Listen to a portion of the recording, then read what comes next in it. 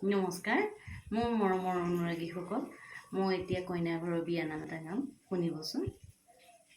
পশ্চিমত সূৰ্য অস্ত যায়, সন্ধিয়াৰ আকাশত তৰা ওলায়। সেই তৰাবোৰে কৰিছে ৰং, মৰমৰ দেউতায়ে মাৰিছে মন।